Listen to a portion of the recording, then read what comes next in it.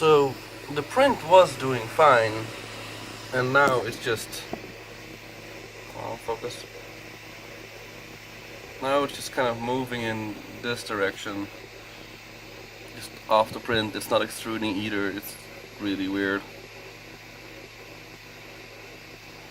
I don't know if you can tell, but it's moving really slowly.